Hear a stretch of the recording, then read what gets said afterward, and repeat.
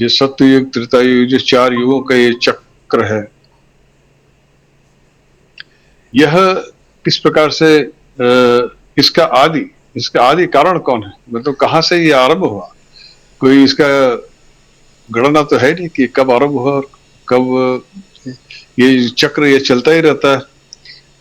ये चारों युगों का चक्र निरंतर चलता रहता है। यही आगे अगला नाम अगला नाम भी इसी से संबंध है, युगावर्त है। युगादि ही, यह जो युगों का ये जो काल चक्र का आरंभ हुआ, इसके आदि कारण कौन है? भगवान विष्णु, अर्थात उन्होंने ही, उनसे ही यह आरंभ हुआ। तो और वही इसके आदि कारण है, इसके प्रवर्तक है। ये जो काल चक्र चल रहा है इसको करने, तो यह जो और कृत, युगादि कृत मतलब फिर कृत जुड़ा हुआ उसमें।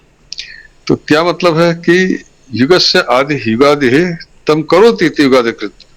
मतलब जो केवल यह युगों का ही नहीं, ये जो युग काल चक्र से बहुत सी चीजें जुड़ी हुई हैं। ये जो 4 युग हैं ये तो है ही हैं, साथ में आप जानते हैं कि हम पृथ्वी पर आप काल की गणना करते हैं, नक्षत्र है, राशि है, फिर आपके मास हैं, संवत्सर हैं, इत्यादि की काल की गणना होती। तो सारे नक्षत्र और राशियां अपने अपने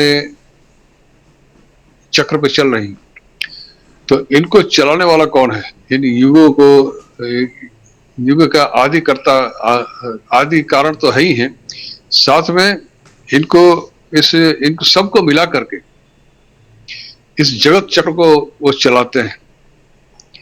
ये जो 4 युग हैं ये तो है ही है, साथ में ही जो राशि नक्षत्र इत्यादि हैं, इनको मिला करके समस्त कुछ इस जगत चक्र को चलाने वाले वही। आप जानते हैं कि वाल्मीकि रामायण में वाल्मीकि जी ने श्री राम के जन्म समय के सारे ग्रह नक्षत्रों की स्थिति उसने बता रखी, राशि की कब क्या स्थिति थी।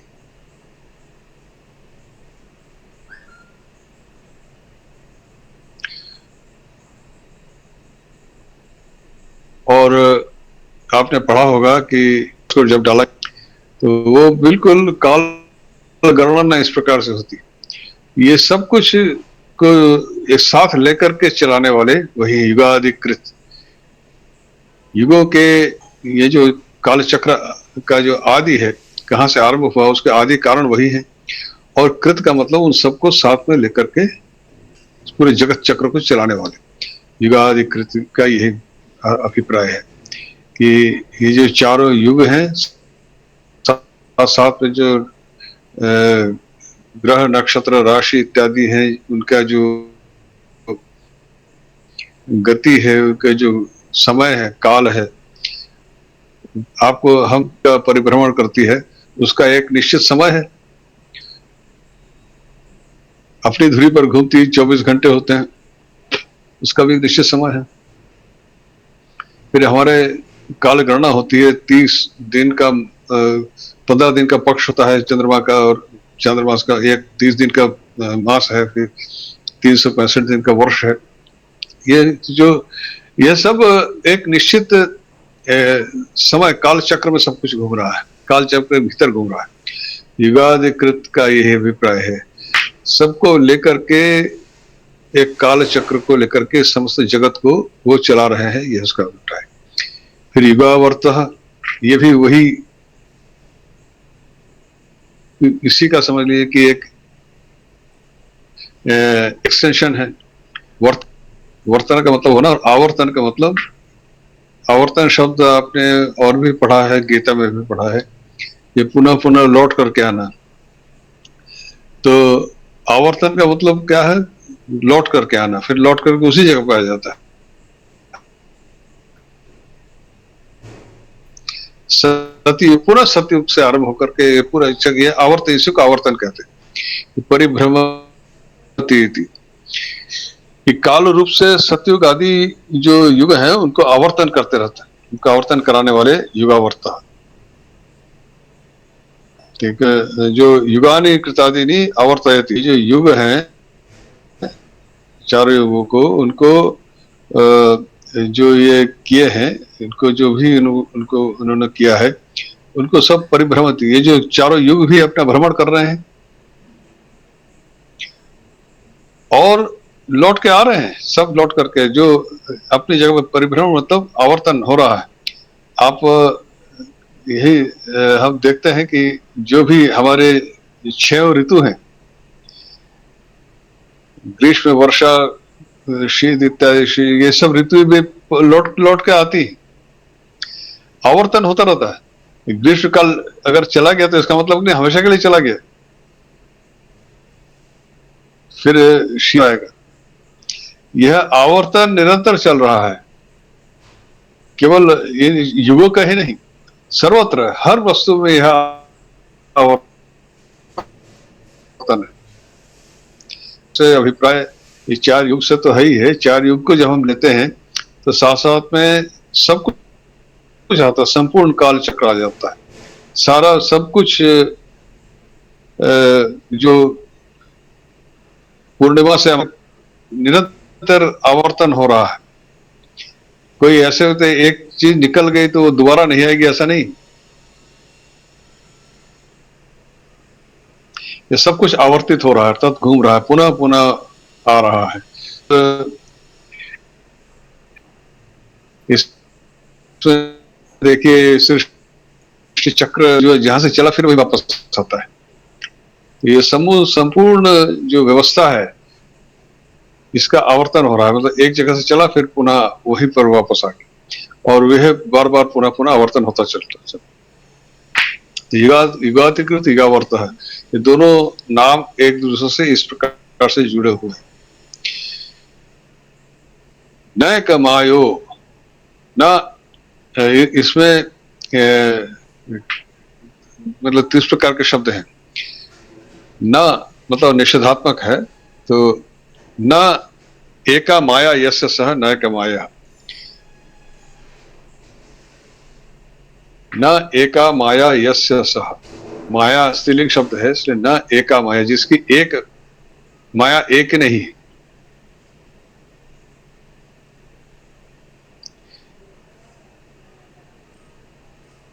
बहुत सी माया है। तो पढ़ा है अनेक, यहाँ पर जो ये जो नई तत्पुरुष समास होता है, इसमें क्या होता है कि जैसे सत्य, सत्य एक शब्द है, न सत्य है असत्य है, तो न सत्य का असत्य क्या हुआ, जो न जो शब्द है न, इसमें 2 अक्षर है, न और उसके साथ अकार अ, दोनों जुड़ करके न शब्द पूरा बना है।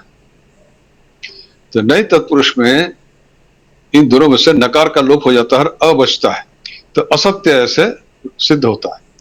तो यहाँ पर और ऐसे ही, तो जब व्यंजन होता है तब अ ही रह जाता है, जब उसके अगर उसके पीछे स्वर है तो यो नकार का लोप हुआ, उसके बाद एक नुम आगम होकर के न और हो जाता, तो न एक अनेक ऐसे शुद्ध होता है, पर यहाँ पर इस नकार का लोप नहीं हुआ, न एक न कहा, तो वो नकार का लोप नहीं हुआ, तो न का वैसे ही रहा।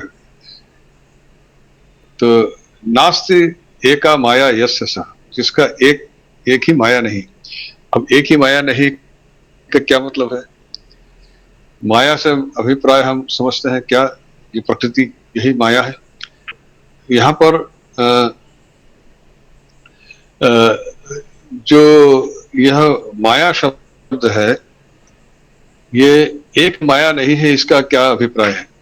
इसका मतलब है माया का दूसरा एक तात्पर्य होता है अघटन घटन पटीयसी। जो अघटन घटन पटीयसी का मतलब क्या हुआ? जो जो अघटन मतलब जो नहीं हो सकता उसको हो करा देना।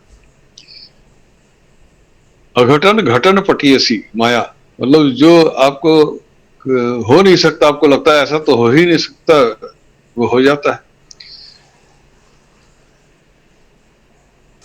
इसी माया के संबंध में रामकृष्ण परमहंस के जीवन की एक प्रकृति के जो अपने नियम हैं, एक बार परमहंस जी के एक भक्त उनके थे, वो मंदिर में रहते थे, वो माया को, वेदांती थे, वो माया नहीं मानते, माया को स्वीकार नहीं करते थे, वो करते थे एक ही ब्रह्म है बस और सब मिथ्या। पर परमहंस जी कहते थे नहीं, माया है, ये तो माँ की इच्छा है, उसी से सब होता है।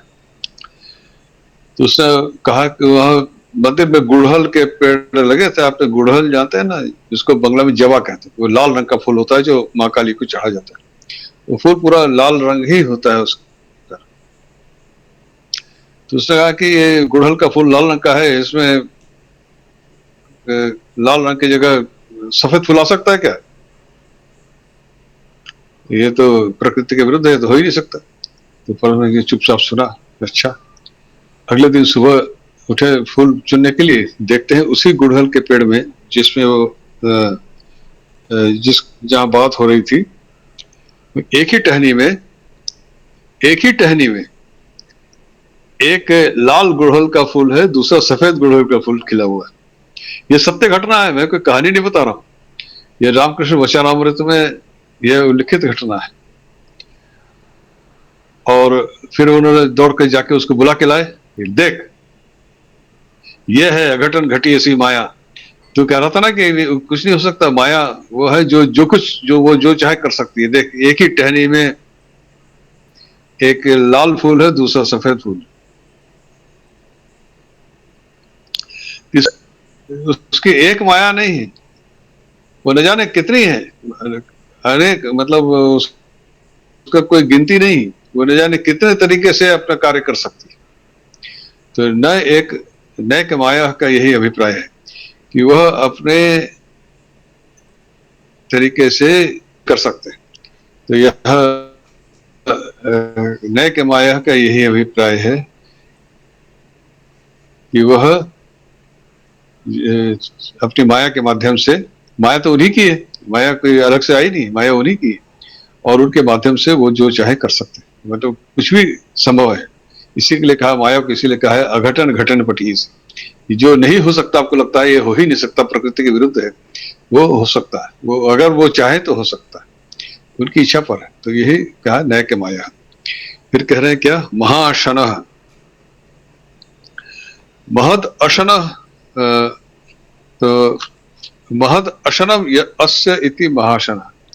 महद अशनम, अश भोजन एक धातु है, ये क्रियादिगण में पढ़ा गया, अशनाति मतलब खाना। तो इसमें महत महान, तो महत अशनम ऐसा महाशना, तो उसका इस महान भोजन का क्या अभिप्राय है? जब कल्प के अंत में वो सब कुछ ग्रास कर लेते हैं, सब कुछ उनका भोजन बन जाता है। यहाँ अशन शब्द का क्यों व्यवहार किया? जब हम भोजन करते हैं, भोजन से पहले जो सामने सामग्री आपकी रखी है वह अलग अलग चीजें हैं, दाल है, चावल है, सब्जी है, दही है, मीठा है, सब अलग अलग है, अलग अलग उसका स्वाद है। पर एक एक चीज जब आप खाते चले जाते हैं, पेट में चला जाता है, उसका सब स्वाद खत्म। पेट में जाने के बाद तो कोई अलग अलग रूप उसका रह नहीं गया, सब एक ही में परिवर्तित हो गया। तो जब वो आपके पेट में चला गया, फिर उसका दाल, चावल, सब्जी, दही अलग अलग अस्तित्व तो नहीं रह गया, वह सब एक ही चीज बन करके आपके पेट में चल के पचने लगा, वो उसमें समर्पित हो गया। तो जब यह महाशना इसलिए कहा कि जब यह जगत, जब सृष्टि जगत है, इसमें विभिन्न रूप हमको दिखते हैं, अलग अलग वस्तुएं हैं, अलग अलग रूप में दिखते हैं, अलग अलग रूप में ये हमारे सामने है।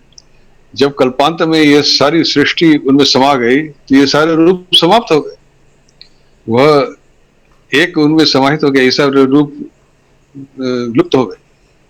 तो इसलिए उनको कहा महाशना। तो उनको सबको कल्पांत में यह जो सृष्टि जगत जो रूप हमको दिख रहा है, वह सब जाकर के एक उनमें समाप्त हो जाते हैं, उसी में चले जाते हैं। और उसके बाद पुनः जब वो वो हम देख चुके हैं पहले भी नामों में। तो महाशरण इसलिए कहा महद अशरणम यस्य सह, अर्थात संपूर्ण जगत को वह ग्रास कर लेते हैं, ग्रस लेते हैं, अर्थात अपना भोजन बना लेते हैं। वह एक रूप उनके उदर में समा गया सब कुछ। फिर वही जो सृष्टि का जो अलग अलग भिन्न रूप है, रूपत्व तो वो समाप्त हो।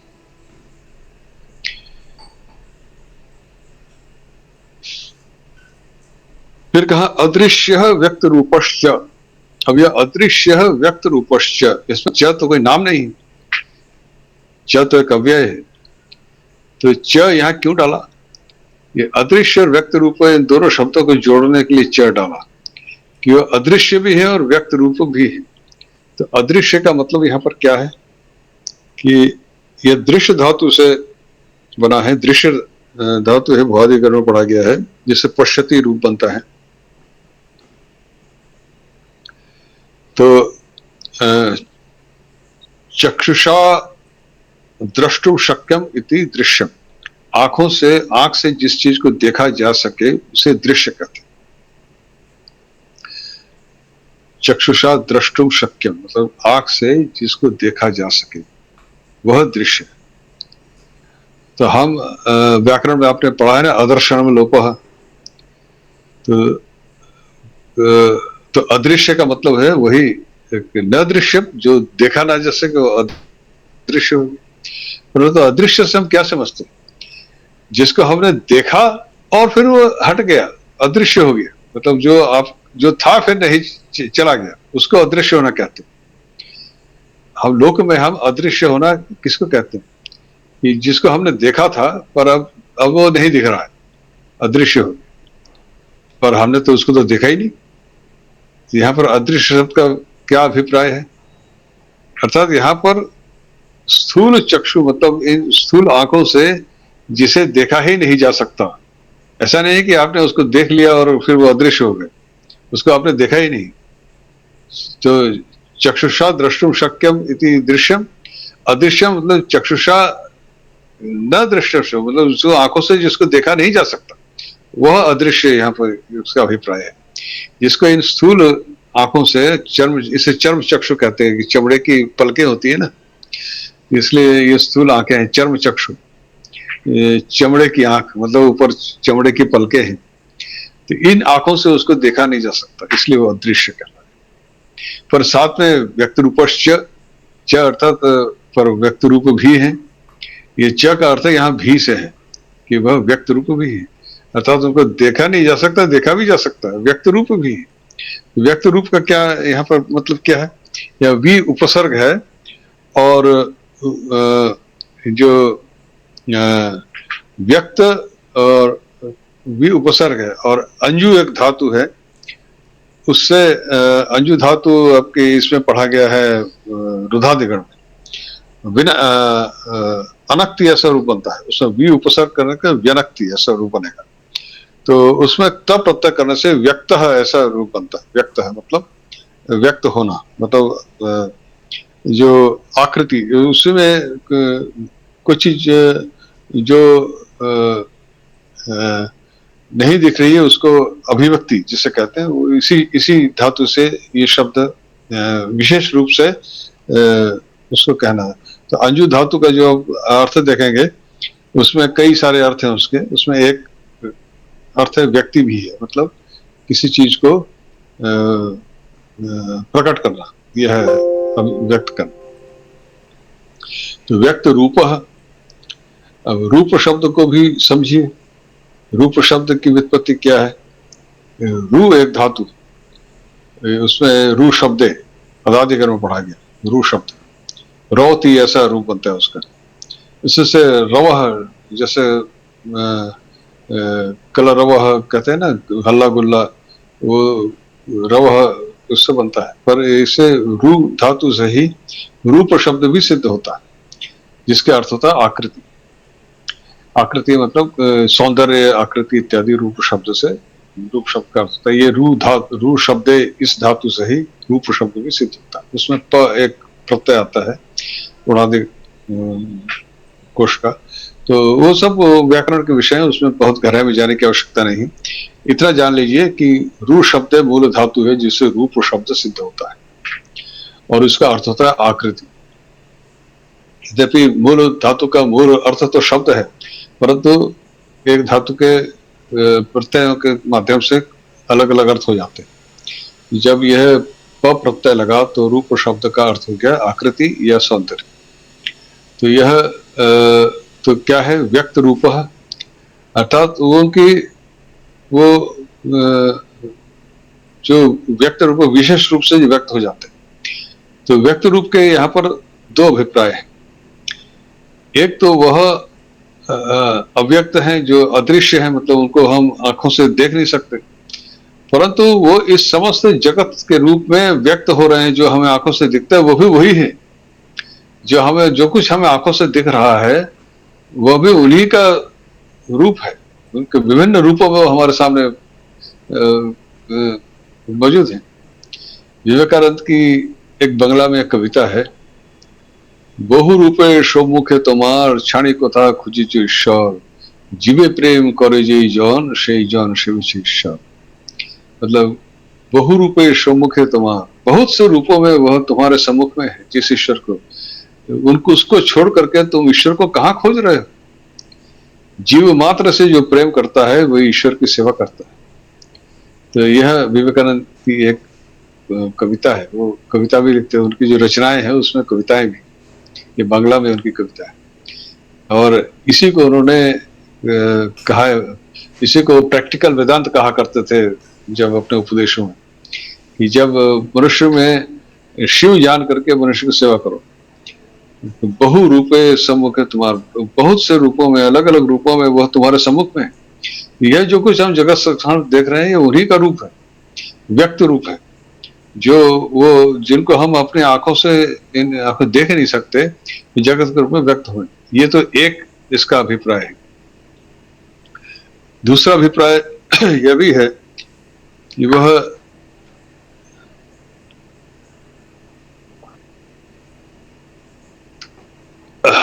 योगियों को दिख जाते हैं, भक्तों को दर्शन देते हैं। जो भक्त जिस भाव से उनको पूछता है उसी भाव से उनको दर्शन मिलता है। और वह मनुष्य शरीर में आते हैं, अवतार ग्रहण करते हैं, व्यक्त रूप होता है उनका। भगवान श्री कृष्ण उसी के व्यक्त रूप थे, जिन्होंने शरीर, एक मनुष्य शरीर धारण करके जो व्यक्त हुए थे। इस प्रकार से इस व्यक्त रूप का कई अर्थ हो सकते हैं। एक तो यह तो है ही है कि जो जिनको हम अपनी इन आंखों से देख नहीं सकते वह इस जगत के रूप में अभिव्यक्त हुए। तो इस जगत में, संसार में जो कुछ हमें दिख रहा है वो वही है, पर वह अंतर्दृष्टि हमारी इतनी है नहीं कि हम उसमें उनको देख सकें। वह अंतर्दृष्टि जिसकी हो जाती है वो तो उसको तो फिर सब जगह भगवान ही दिखते हैं। पर भक्त भगवान को अपने तरीके से देखना चाहता है, तो उसको वह योगियों को वो दर्शन देते हैं। वह एक उनका व्यक्त रूप है। दूसरा, वह जैसे कहा है ना, धर्म संस्थापनार्थाय संभवामि युगे युगे, वो स्वयं आते हैं और अपना व्यक्त रूप ग्रहण करते हैं, जिनको हम अपनी आंखों से देख सकते हैं। श्री कृष्ण का जो कलेवर था, उनका शरीर, मानव शरीर ने धारण किया, तो उसको तो आंखों से देखा लोगों ने, और उनको पहचानना, श्री राम को लोगों ने आंखों से देखा, पर वो स्वयं ब्रह्म है यह ज्ञान सबको नहीं था। श्री राम को या श्री कृष्ण को वो स्वयं भगवान है यह उस समय सबको ज्ञात नहीं था। अगर इस बात को समझते होते फिर दुर्योधन क्यों श्री कृष्ण को बंदी बनाने चलता। उनको बुद्धि, जिसकी बुद्धि भ्रष्ट होती है वो सामने देखकर भी नहीं समझ पाता है। वो जिसको चाहते हैं कि ये मुझे जाने के, वही जान पाता है। तो व्यक्त रूप तो वो होते हैं, पर वो भक्तों के लिए ही होते हैं। तो जिसको वो चाहते हैं कि ये मुझे जान पाए वही जान पाता है। तो अदृश्य व्यक्त रूपश्च, यहाँ च शब्द के साथ जोड़ा है इसको, कि वह उनको देखा नहीं जा सकता और देखा भी जा सकता है। तो ये दोनों बातें यहाँ पर जुड़ी हुई इससे। फिर कह रहे हैं सहस्रजित अनंतजित, तो सहस्रजित अनंतजित का क्या मतलब है? सहस्रजित का अभिप्राय है कि शत और सहस्र ये दोनों शब्द जो हैं निघंटु में बहु के पर्यायवाची। सहस्र का मतलब तो 1000 होता है, आप जानते हैं, पर 1000 गिनती में 1000 तो आप गिनकर समाप्त कर सकते हैं, पर यहाँ सहस्र का अभिप्राय अनगिनत है, मतलब बहु, मतलब बहुत के अर्थ में पर्याय के रूप में सहस्र शब्द का प्रयोग होगा। तो सहस्रजित का मतलब क्या है कि जो देवताओं और असुरों के बीच में युद्ध होते रहते थे, सहस्रों युद्ध उनको उन्होंने वो ही जीतते थे।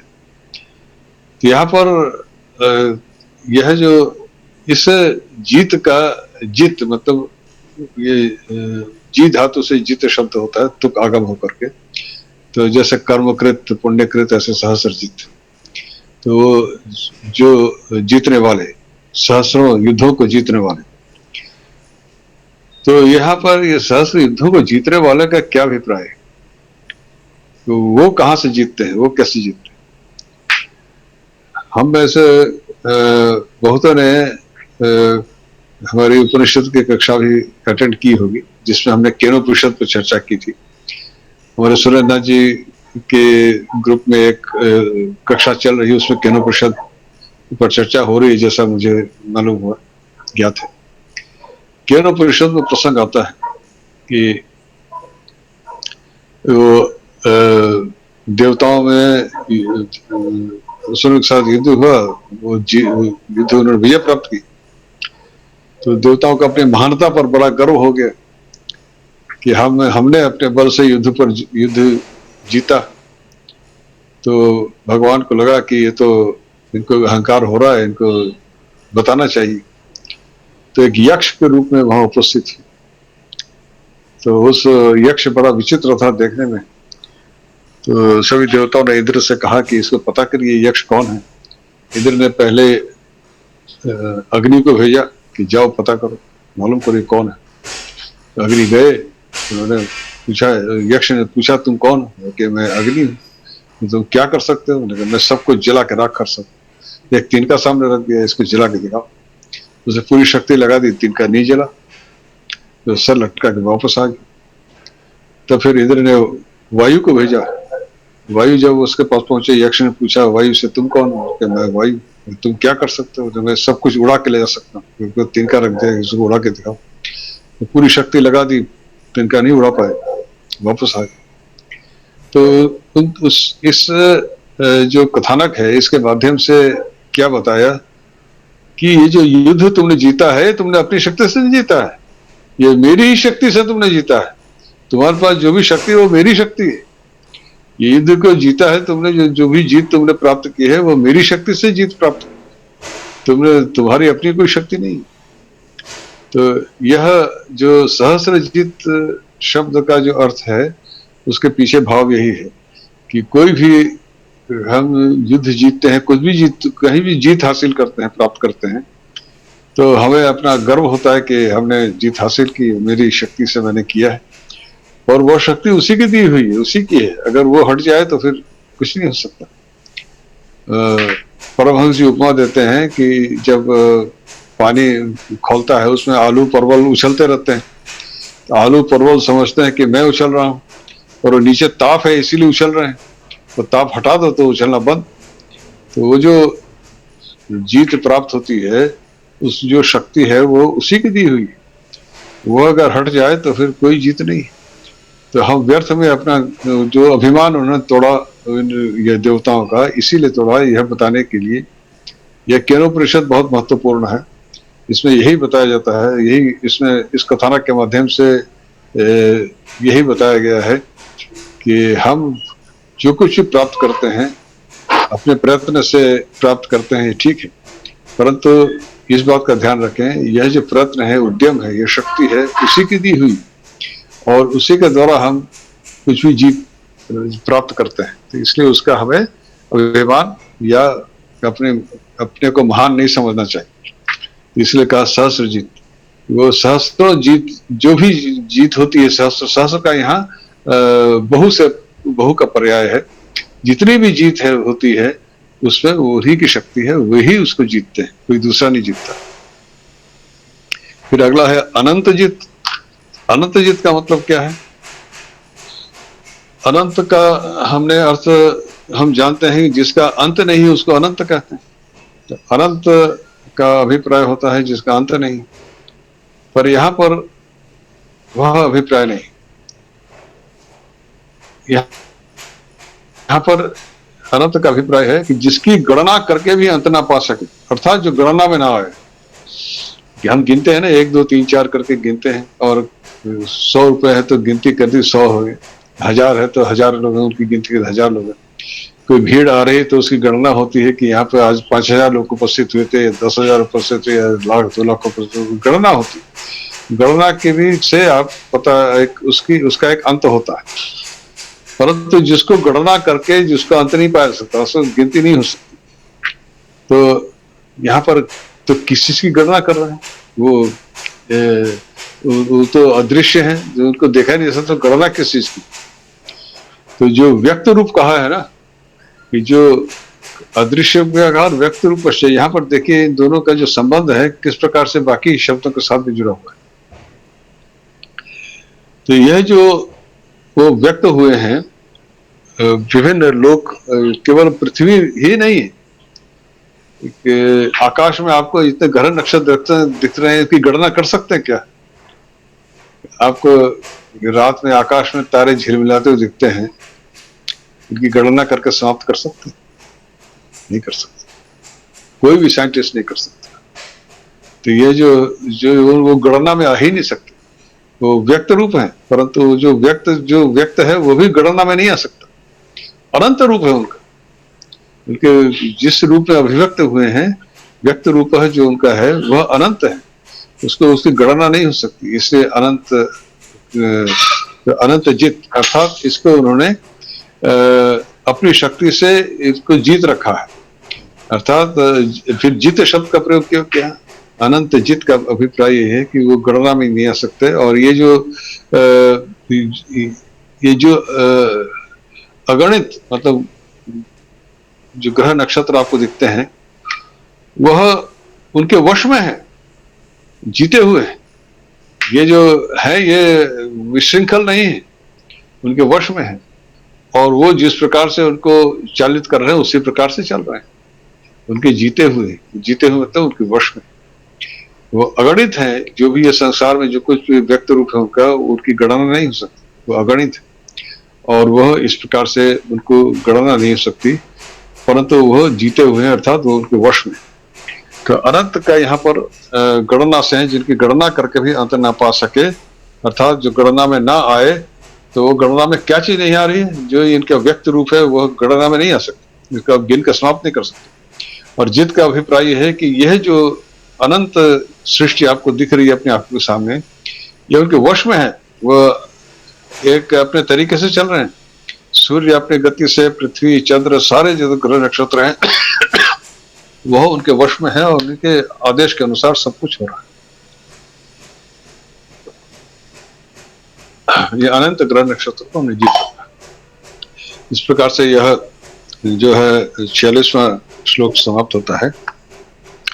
इसके बाद 47वां श्लोक है, उसको आरंभ कर देते हैं। अभी 15 मिनट समय है, परंतु इसकी व्याख्या संक्षेप नहीं होगी, और उसको फिर विस्तार से फिर अगली कक्षा में करेंगे। अगला श्लोक है 47वां। इष्टो विशिष्ट शिष्टेष्ट शिखंडी नहुषो वृषः क्रोधः क्रोधकित कर्ता विश्व बाहुर महीधर। यहाँ पर इष्ट अविशिष्ट, इष्ट अविशिष्ट, शिष्यष्ट शिखंडी नहुषः वृषः क्रोधः क्रोधकित कर्ता विश्व बाहु महीधर। इस प्रकार से 10 नाम इस श्लोक में। पिछले बार में 8 नाम पढ़े थे, 47वें श्लोक में 10 नाम। तो इष्ट और अविशिष्ट, अविशिष्ट, शिष्ट, अविशिष्ट दोनों शब्द, और शिष्टेष्ट, तीनों शब्दों में इष्ट शब्द आया है।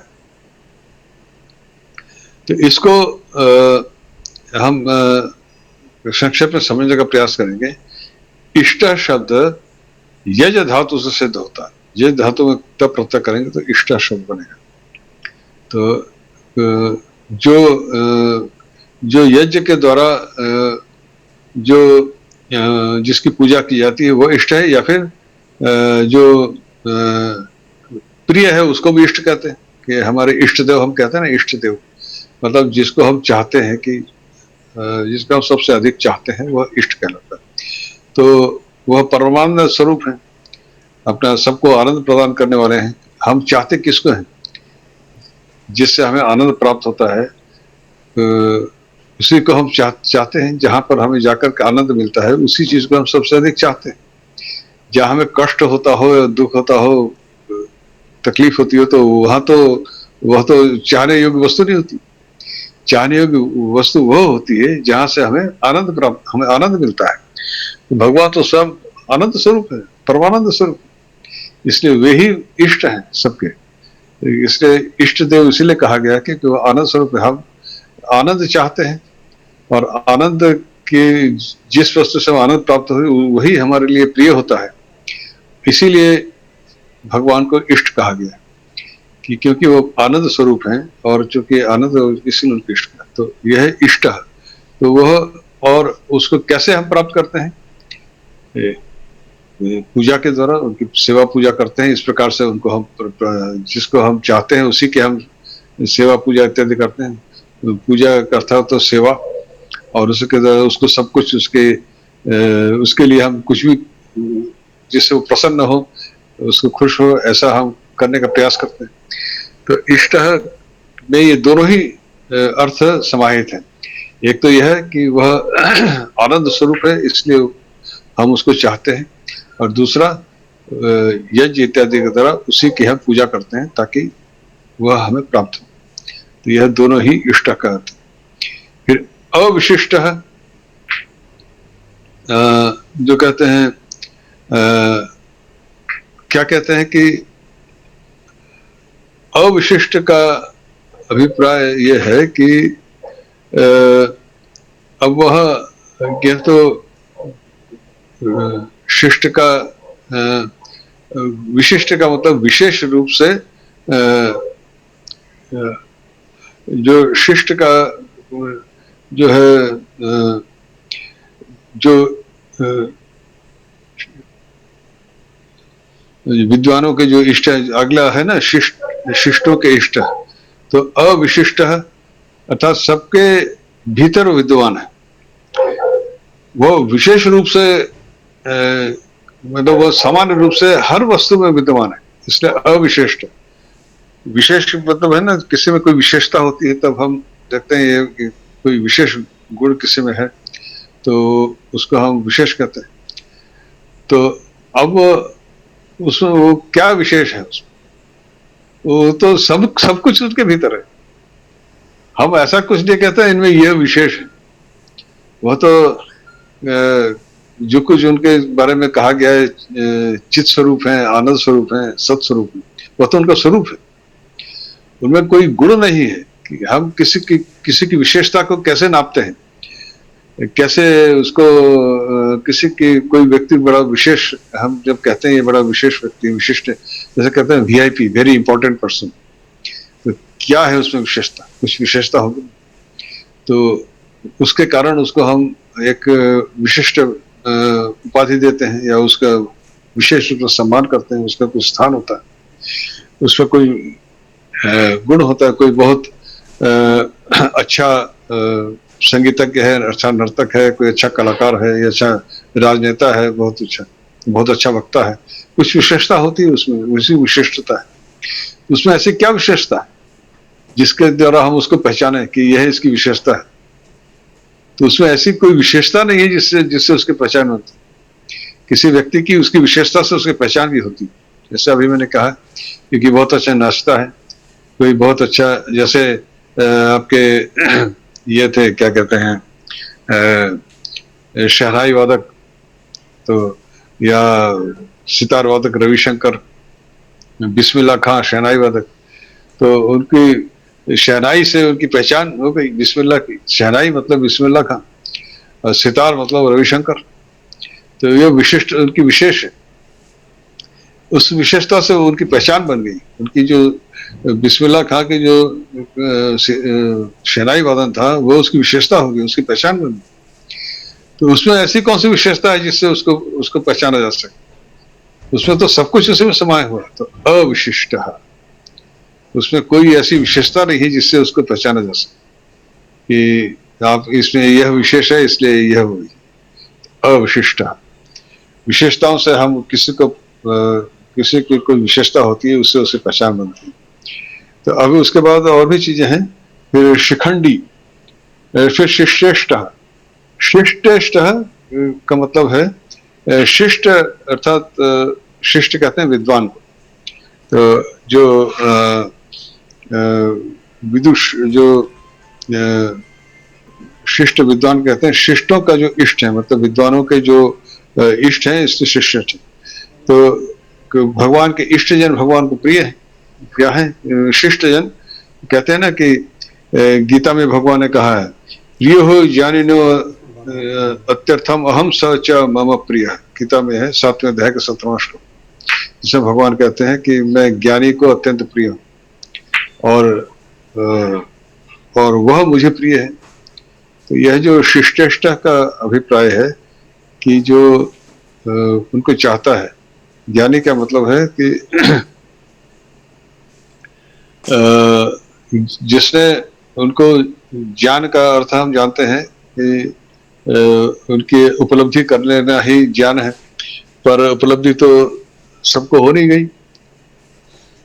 ज्ञान दो प्रकार का होता है, परोक्ष और अपरोक्ष। अपरोक्ष ज्ञान वह है जो आपने स्वयं देखा, परोक्ष ज्ञान दूसरों के माध्यम से। ऋषि मुनियों ने उनकी उपलब्धि की, उन्होंने शास्त्रों में वेदों में जो बताया उसके माध्यम से हमें परोक्ष ज्ञान प्राप्त हुई, तब उनके बारे में हमने परोक्ष जाना। उन्होंने देखा, उन्होंने बताया, उससे हमारी एक धारणा बनी, यह परोक्ष ज्ञान। तो परोक्ष ज्ञान के आधार पर जब हम उसको चाहने लगते हैं तो वह भी ज्ञानी के उसमें आता है, कैटेगरी में, कि वह उनको चाहता है। ऐसा व्यक्ति जिसने उनके बारे में जाना है और उनको जान करके उनको चाहने लगा है और उनको प्राप्त करने के लिए प्रयासरत है, वह मुझे प्रिय है और मैं उसको प्रिय हूं। तो शिष्टेष्ट, ऐसे शिष्ट व्यक्तियों को मैं प्रिय हूं जिसने मेरे बारे में। तो विद्वान क्यों कहा, शिष्ट विद्वान का क्यों कहा? कि वह जो परोक्ष ज्ञान के माध्यम से जिसने मेरे विषय में कुछ जाना है और मुझे पाना चाहता है, तो वह उसका मैं इष्ट हूं। मतलब उसने जाना और मुझको उसने अपना इष्ट बना लिया। तो ऐसा व्यक्ति का ही मुझे प्रिय होता है। तो जानना तो बहुत कुछ होता है। आप हम इस लौकिक जगत में हम बहुत चीजों के पीछे, कोई पैसा कमाने के पीछे छूट रहा है, कोई दौड़ रहा है, कोई यश के पीछे दौड़ रहा है, कोई नेता बनना चाह रहा है, कोई हालत का अपना अपना तरीका है, अपनी अपनी चाहत है। भगवान को कौन चाहता है? तो यही कह रहा है कि शिष्ट इष्ट, जो व्यक्ति भगवान को चाहता है उसको मैं चाहता हूं, जो मुझे चाहता है उसको मैं चाहता हूँ, शिष्ट इष्ट। तो शिष्ट का इष्ट होने से मैं भी उसको चाहता हूँ, वही चीज यहाँ पे कहा।